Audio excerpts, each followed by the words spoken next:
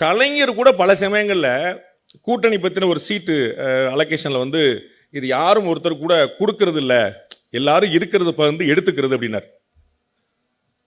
தமிழக முதலமைச்சர் வந்து சீட்டு கொடுக்கும்போது 2019 10 சீட்டு காங்கிரஸ் கொடுத்தார். அப்போ நான் உண்மையிலே நினைச்சேன், வெளியும் சொன்னேன், 10லாம் ஓவருங்க, இப்படி அங்கே கொத்தா அள்ளி கொடுக்கறது அவ்வளோ தூரம் ஒர்த்து கிடையாது அப்படின்னு. 4 பேர் மட்டும் கேட்டுட்டுறாங்க.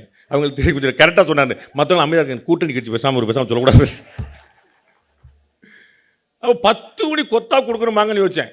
ஆனால் என்ன ஆகி போச்சு, மொத்தமாக 39 தூக்குனார்ல, அப்போ அந்த 10 சரி கணக்காகி போச்சு.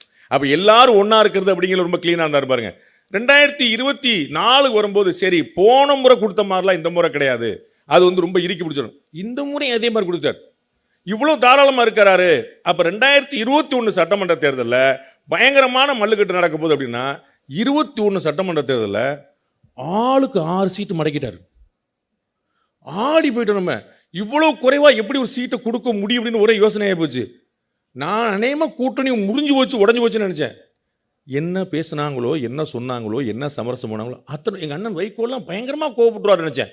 கோவப்பட்டார். அப்புறம் சரியாயிட்டார். 2 கம்யூனிஸ்ட்காரங்களும் கோவப்பட்டாங்க, சரியாயிட்டாங்க. இப்படி எல்லாரையும் அரவணைக்கக்கூடிய போக்கு வந்து அது வந்து தமிழக முதலமைச்சர்கிட்ட வந்து இருக்கு, பயங்கர ஆச்சரியமா.